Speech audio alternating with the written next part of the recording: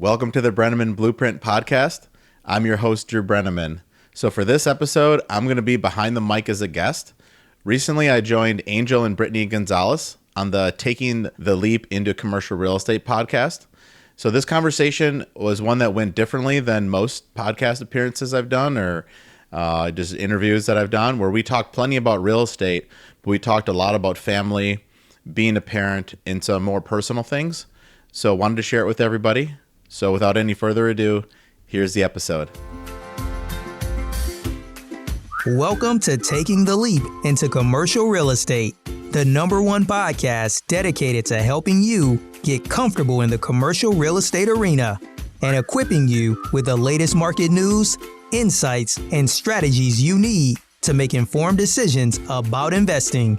Now, let's get into today's episode with your host, Angel and Brittany Gonzalez.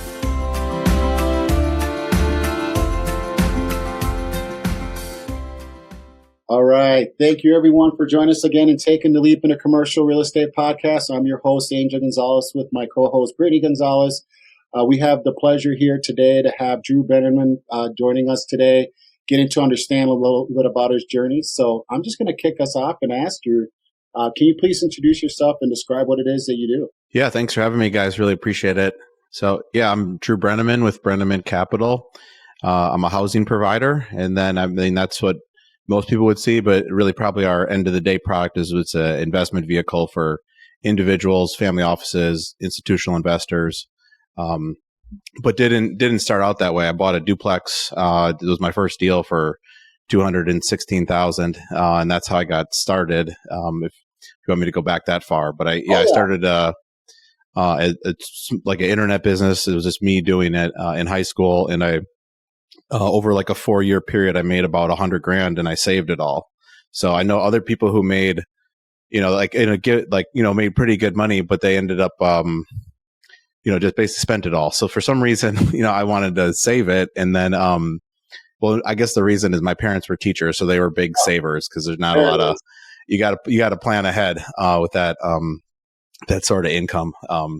Although my mom hates when I mention that. She's like, it wasn't that bad, but yeah, so I started learning about investing. So I read Intelligent Investor, Rich Dad, Poor Dad, Think and Grow Rich. All those books I read in high school, where probably most normal people read them when they're like my age now. I'm 38 now. So like this, but so I read it and those books, and I really liked what real estate provided, and got my first property, at 19, bought another one that year.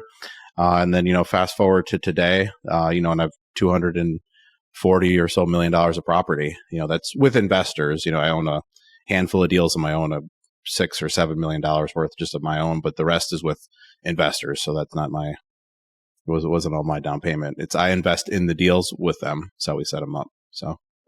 Wow, very impressive. I say when you are a young kid, so I'm gonna bring you back to that. So obviously you said your parents were teachers.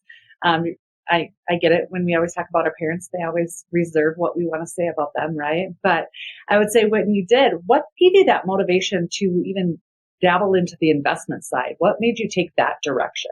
I was just always like that. And even when I was way younger than that, I had a sister she's 2.5 years younger than me.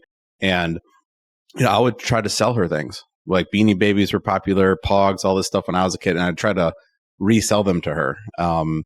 Or one time I did, a lot of kids, maybe they'll do like a concert or something for their kids, or I had a play guitar. I charged my parents money to see it, just as a, it wasn't like a lot, it was like a quarter each or something, but that's how I just was wired. So, awesome. I'm trying to get my son to be like that. I have a 6-year-old, and, he got some Tooth Fairy money. And I explained he's familiar with the business, and we lived in one of the properties that we owned for a couple of years, and so he knows that I was the owner, and we rented out, and he invested his Tooth Fairy money, not really, but in his mind, he invested it in that building we used to live in, and he turned his 5 into a 10, as he says. So it's so I'm trying to get him it has to be his choice. I don't think with a kid, if you push him into something, they're not going to like it, but yeah, I don't know why I was like that. There's no business people in my family, but it just worked out. So it's Yeah, natural.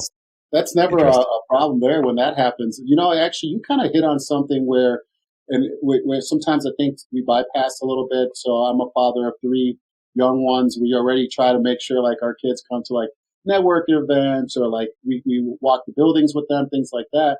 Can you explain like with your child, like is that something you want them to actively be a participant in, or like what's kind of the journey like with what you're doing with your family there? Yeah. So my personal like belief with a kid, and I only have one, so I'm not as experienced as like a lot of parents, I'm sure, but like I think they need to find what they're interested in, and then two, they can't, if you're doing an activity, like you don't want to do it to the point where they get tired of it. You got to like almost like leave on like a high note, like he also during like he golfed for a while, like going to the driving range back when everyone was golfing basically, but you wouldn't want to keep him there till he was so tired he'd be crying or something. So I'm sort of taking the same approach with this. If he knows what I do for work, he's listened to my podcast actually quite a bit, because he started listening to these sleep stories in the Calm app, like about bears and kid stuff, where they read you a story and you fall asleep, so your mind's not like wandering. And this is the worst endorsement ever for my podcast, but he uses that as his sleep story because it's his dad talking, so it's probably kind of soothing. But he knows some stuff, from hearing dozens of episodes of this. And so he I'm just trying to like I'm fine with whatever he wants to do. Like I don't think that it would be nice, obviously, if he was interested, but I don't. I think he's got to develop his own interest in it if he does. So, Well, yeah. How about you guys? You want your kids to go that direction, or what's the? Well, I can tell you for myself that I know Brittany will probably can add more, but we actually started right away with our firstborn. We have three kids. They're all really young, so they're all they're 3 and younger. And so it's one of those things that I remember, like when our first one was like 2 years old, we had her. She was running down the hallway, and I can tell that it was kind of one of those like experiences as a dad. You're like, man, that's pretty cool. Like, I don't think she has any idea what the heck is going on, but she seems to be enjoying it. And so now it's like, I feel like at least we got her at least with a little bit of interest. I don't know if Brittany could add more. Well, the only thing I would add is the one thing we really are trying to do is not change our life just because we had kids, right? So if we do go out to a dinner, we do go to a networking event, and if it is family friendly, we want them to experience it, because the more they can get out of their comfort zone at a younger age, the better they're going to be when they get older as well, right? So getting them to get just comfortable with what we do on a day-to-day basis, and they're listening to us, they hear us, whether we're talking about the work, we're talking about just investing, different things. And just like you said, they go to sleep to it. My kids don't do that. I don't have them, but now I have a new idea. I'm like, oh, you want to listen to mom? Here we go. Yeah, those stories work pretty well for falling asleep, where then your mind doesn't wander as much. So there's a different one with, in that app what? Say that again, Brittany? And no, I said I might need those stories for myself too, so that I can No, I definitely would recommend the Calm app. Yeah, they have meditation and like sounds of rain falling on it, and but yeah, that makes a lot of sense, and it's been kind of similar for me because I'm divorced. So then, like a lot of times, he's just with me, and so like let's say we just repainted a hallway or something, we want to go check it out. He just comes with, and then he can look too if there's like a problem. So that's but I don't I don't want to push it too much, where then if he's he's not going to like it if we're there for too long. But we've gone to look at roofs that we've been replacing, and he's been interested in these like construction projects. One day we were going to a bunch of different buildings, because at the time I was showing my girlfriend like some of the deals we got, and he was like not that interested. But then I told him at this one, we have a problem with the concrete and we need to go check it out if it's like broken or not. And he like popped out of the car. I was like, let's check it out. And like he was bored until then. And then I realized, oh, okay, yeah, well, let's go look at the problem at the next one. This one has, whatever, the lock's broken. And then he was checking the lock, and got interested. So you're definitely piquing his interest at a young age, which is awesome to hear. So you mentioned even earlier that when you were younger, you started reading books, that were about vesting, continuing to teach yourself. Did you have any mentors along the way that you learned any valuable lessons or things that you could share along with that? Yeah, I did. I didn't do it any there's a lot more mentorship groups today that are formal or paid. I don't think that was as popular when I was starting in 2004, 2005. Or maybe it was, but I didn't run across any of that, except I think I listened to the Carlton Sheets No Money Down CDs, and then they called you with like a $7,500 program next. But I didn't, I don't think my credit card went that high, so I didn't I didn't do it. Yeah, but they were but yeah, I did. So the first realtor I used, he was great. He already owned a rental property, one or two himself. So he was great. So anyone who's just getting started at the, step one, I would really recommend finding a realtor who knows about rental properties. Let's say you're starting with like a duplex or something, find the realtor that has one themselves, and then they'll know what like a gross rent multiplier is or how these deals work versus like, what the same kind of realtor you may use to just buy and sell your house. And so he was great. And then really, I learned a lot from my first partners. So kind of we skipped over a lot of the story, but so I bought 4 deals in Madison, Wisconsin, where I went to college. And then I majored in real estate there, and I got moved up to Minneapolis to get a full-time job, working at an affordable housing developer there that does deals all around the country. They've got like 30,000 apartments. It's the name of it's Dominium. So that was great. And really all the older guys there that were like the developers, like sourcing the deals, I mean, they knew so much. So I really learned a lot from them. And then later on, and like 5 years later, I got in the ULI mentorship program. So by then I was living in Chicago, and I got hooked up with a mentor, and he was, like 10 years older than me, but he was doing $100 million development deal down at the University of Chicago with tax credits and office and retail and a hotel. And it was a very complicated deal. And, he was raising private equity money with a complicated waterfall, which at that point I hadn't heard that much about. So it was, or at least how he was doing it with a catch up and stuff being highly complicated. But yeah, that was, so really those folks jump out, probably the most. And I've really learned a lot from one of the contractors that I've used in Chicago, where he's just very talkative. He was actually in medical school in Poland, and then moved to America because you could make more money as a painter than a doctor. And he was in a I forgot the term, but when you have blood cancer, and then no one was making it out basically alive. So he's like, this is really a rough job, so I'd rather be a painter. So anyways, he's very smart, loves to explain how things work. So I've learned so much about construction from him. So that's been a great relationship as well.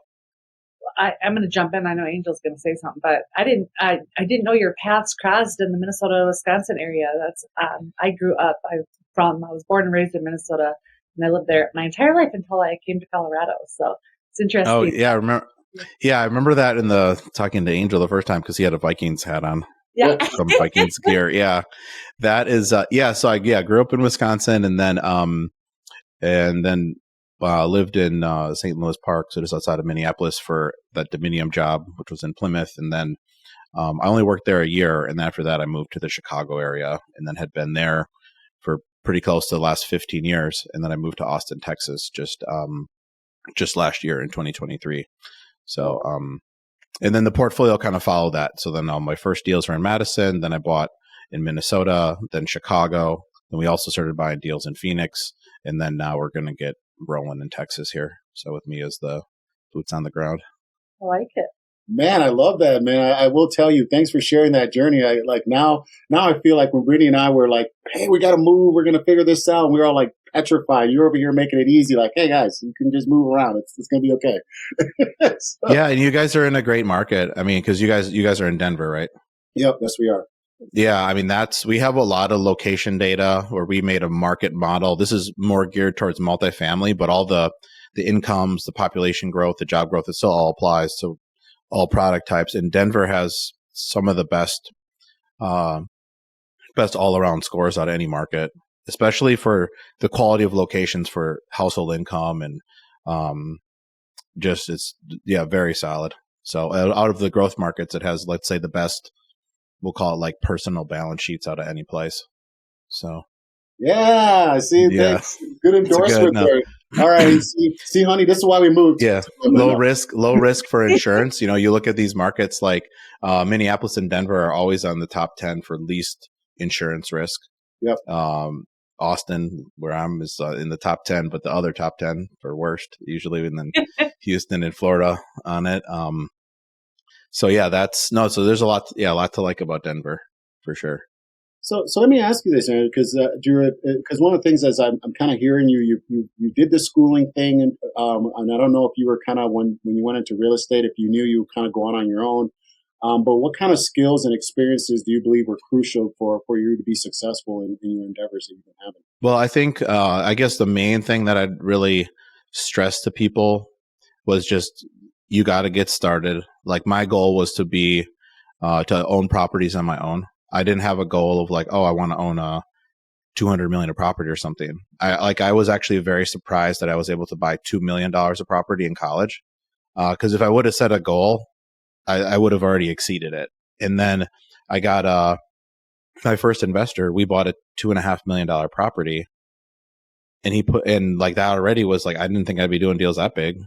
So I really, so I think the main thing was like just getting started. Where, a lot of people, they spend a lot of time planning, or they don't, they don't make like the sacrifices needed initially to do it. So really where, a lot of stuff's happened since the time I'm talking about now.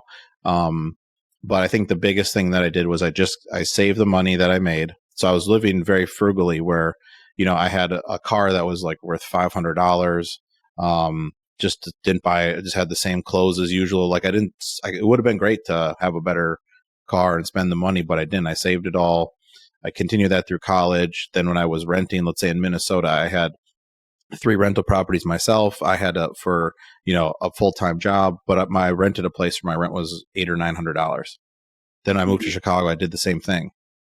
And I was working essentially at that point 3 jobs. I had my actual W-2, had my own buildings that I owned just solely. Then I had the deals I was doing with my partners. And so, that's really where sort of, like what I would stress where, if you are, I'd have other advice if you have, what moves to make, maybe if you have like a portfolio like ours now. But I think the most important thing is just kind of getting started like that and making the sacrifices. Because again, like I said, I've known people that made a similar amount of money to me around that same time, but they never got started, and they still are kind of talking about doing it. Well, you're very inspiring, and I think this is something definitely for even kids that are going to college or just starting in high school, because a lot of people don't know how to take that first step, right? Or what it takes to actually thrive, because they may just see their parents, or they may just see people that are around them, and you branched out and went even further. So you saw some of your peers or friends not take the leaps that you did. Did you acquire any setbacks, or you consider a failure that you encountered in your career, and how did you overcome them? Yeah, I definitely have. And I think too, with to say something before answering this question, with getting started, like where, my mindset was just looking around and going, well, these people are doing it, so can I. Like it wasn't, I definitely wasn't say like I'm like a overconfident person, but I'm not I guess insecure about my abilities where I was going. Like I just sort of had like a good head on my shoulders. So thank my parents for that one, where I just kind of wasn't like thinking, I could, I'll start with a 40 unit. I didn't think I could do that, but I'm like, most like almost 70% of the country buys a house at some point. How different is buying a duplex? I have the money myself. Like, why would I not be able to do it? And I was talking to someone else, and he asked, like, how did you convince the realtor when you were 19 to work with you? And he asked me that like 6 months ago. I swear I never thought of that in my entire life. Why would they not work with me? I have the money. I want to buy. Like, that's what they do. So that's the mindset to get started is you have the money or you can borrow it from your friend or parents or whatever. And you have a buddy you could partner with. Like that's all you need to get started. And then from there, you learn so much more just by doing. And then, whatever I read in those books, it doesn't, it was so basic compared to what you know, but doing your own deals. But yeah, in terms of setbacks, yeah, I've made mistakes. There's, even recently, we bought 5 deals in Phoenix, and it wasn't at the peak of the market, but it was approaching it, so those deals, now, where we underwrote, getting rents to what was market at the time, and the market's dropped for rents. And obviously cap rates have gone up. So those were poorly timed purchases. But we're not like a flipper where we own things for like 3 years. So those are going to be 5 or 10-year deals anyway. So I think we still got enough runway where those are going to turn out okay. But those are, I wish we had those back. I bought an office building and I made a mistake on a lease renewal with measuring the size of the suites. Where I had done multifamily and retail properties. And at the time I was working for a retail developer when I bought the office building. So I knew about commercial. So this one tenant, let's say they had 10,000 square feet in the building, but it wasn't contiguous. I mean, the actual number is 20,000, but it doesn't matter. That it wasn't contiguous, 2 separate spaces. Then the tenant in the middle moved out. So we're like, why don't we just same square footage, but we'll make it contiguous. And then, so we measured, let's say the one space, the other space that was not contiguous, let's say it's 3,000 square feet in the lease. So I measured 3,000 square feet in the building, said, here's what you're getting. We signed off on it. Then lo and behold, I realized later, that's not how you do it. There's a common area load factor you need to add. Mm-hmm. I never heard that.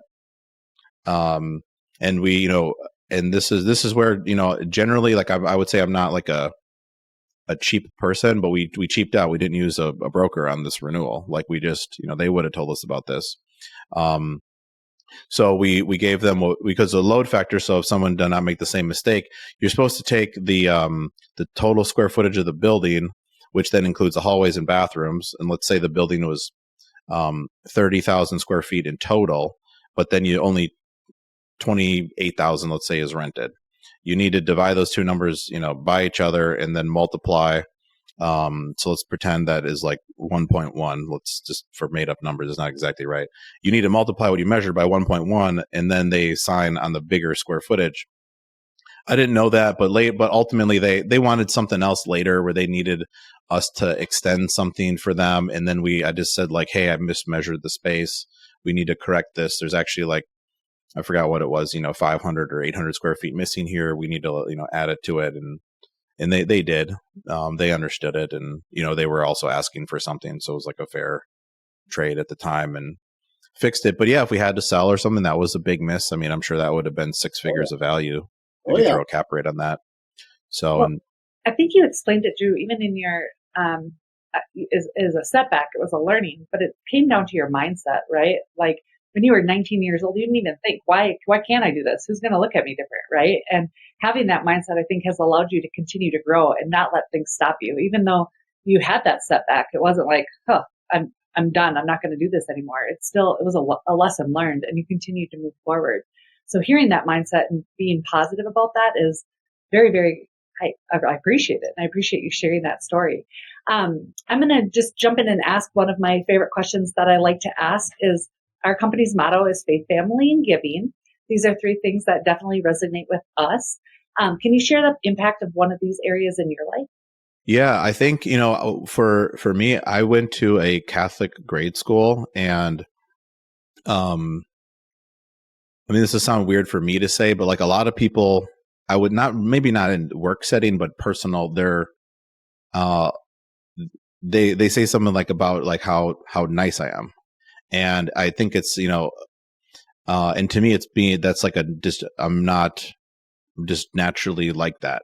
And I think like a lot of that, like those values, like that came from that grade school when I think about it. I think because they're teaching you whether or not you believe in religion or not, that's not important, but it's like or at least to me. But I think like the values, that's very, what they teach you. Like if you think of what the 10 Commandments are, or just the golden rule, thinking about others, like everything is a great lesson. And so, that was, if you go to Catholic school, it's literally a class, to learn these values, and you hear it in church, you need to memorize things that's just sort of like ingrained in me. And I'm not going to church on a regular basis anymore. But like those values are still there, and it's very natural. And I think, like I said, it's a little weird to be like, oh, people say I'm nice, but I think just to have it make sense what I'm saying, where, and what's interesting is then people,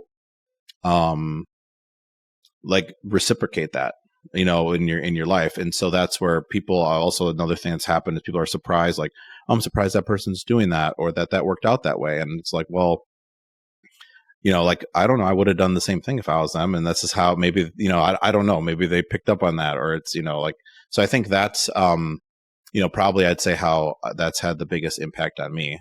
And I was actually thinking about that recently, this, my kids in public school, and thinking like, how is he gonna, he's got to learn those basically from his parents without that, because they're not, I doubt they're covering that in public school.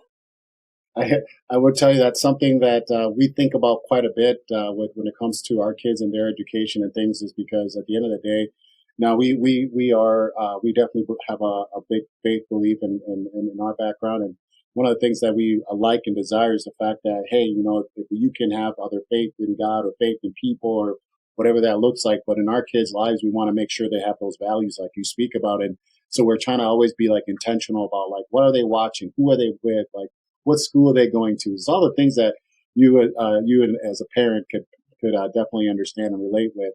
I'm going to go ahead and ask, I know you mentioned it earlier too, some of the things and tools that you've used to kind of gather some of your skills. Is there any like book or movie that stands out to you want to share with the audience that you would recommend?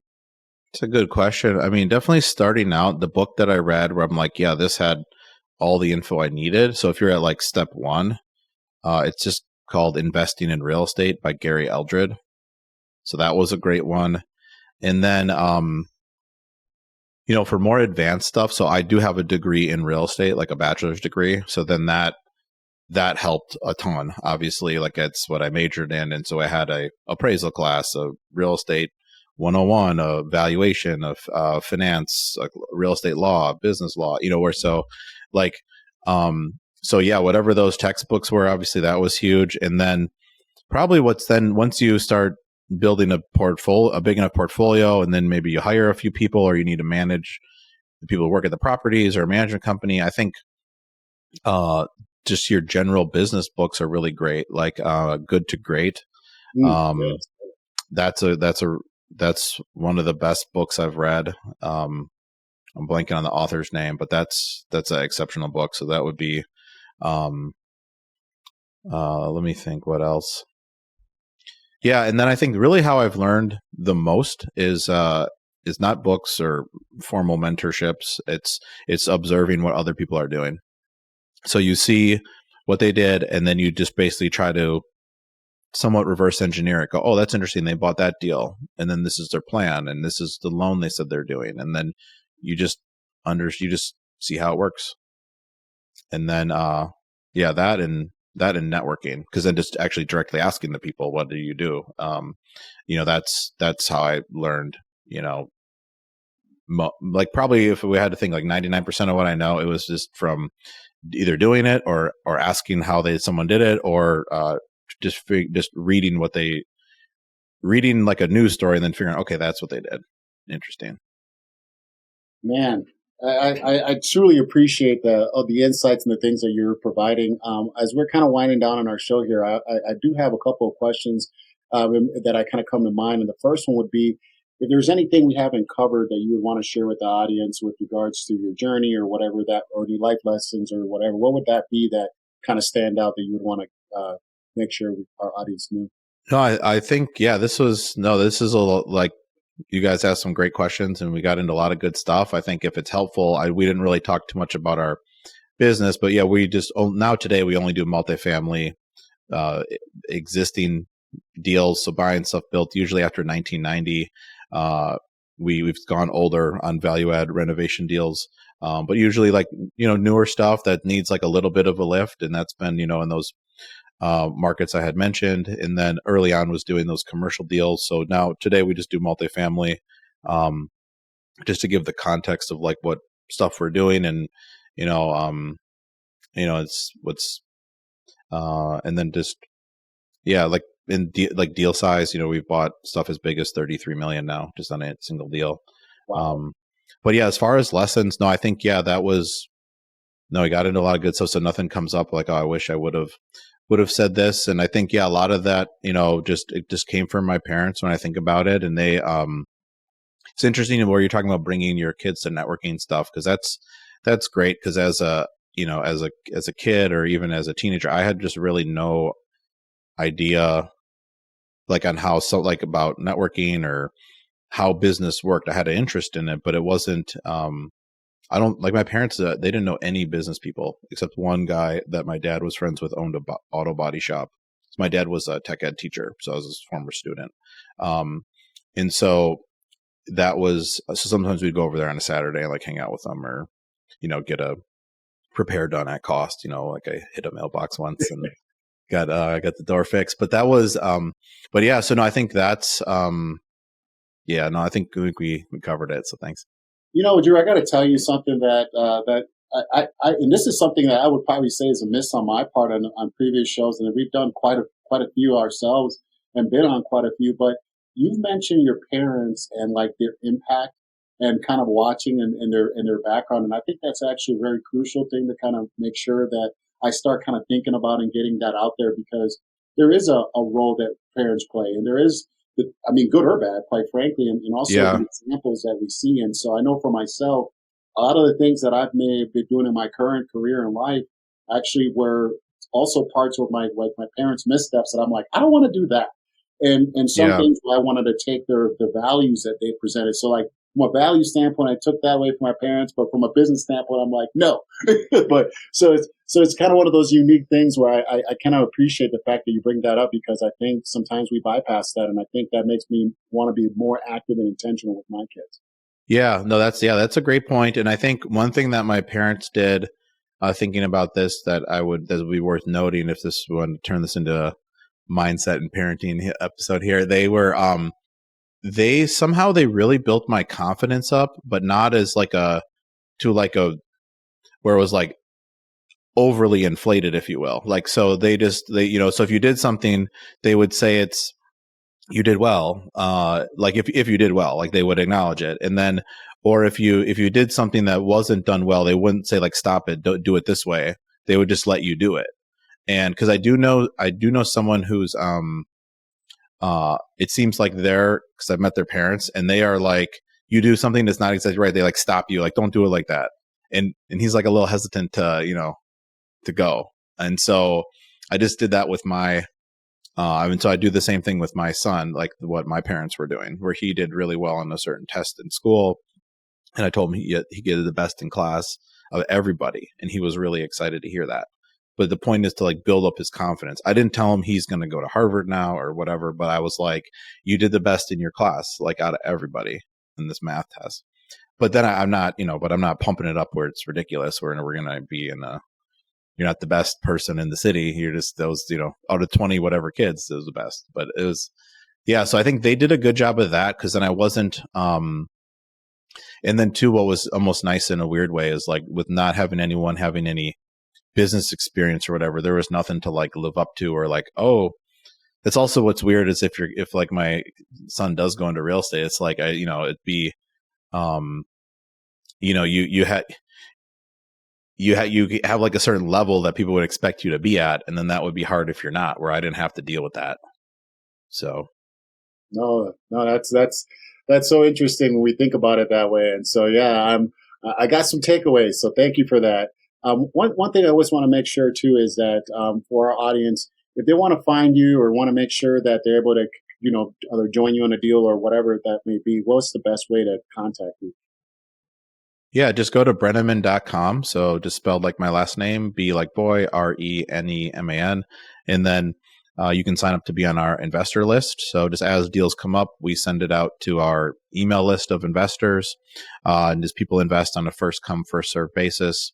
I also have the podcast, the Breneman Blueprint, and that's a real estate investing podcast.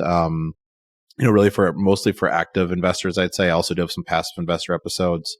And then probably on social media, most active on LinkedIn. And that's, just type in my name and you'll see me with the suit and tie on and click it and looking good. There we go. Yeah.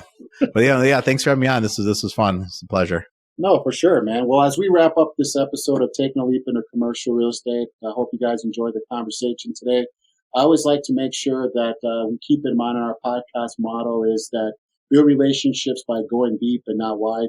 I think this is a relationship business, and that's why I love about real estate is that there is a way to turn this into a team sport, and that's why I really appreciate your insights, Drew, and looking forward to seeing what your journey looks like and how we can hopefully cross paths as well in the future. So thank you for joining us today. Yeah, thank you. Appreciate it. If you learned something from today's show, leave a review and hit that subscribe button wherever you enjoy your podcasts. Dive deeper into real estate investing on Breneman Capital's website, Breneman.com, where we have numerous free resources and information that can help both active and passive real estate investors. Accredited investors can get started today as a passive investor in our multifamily investment opportunities by hitting the Invest Now button on our website.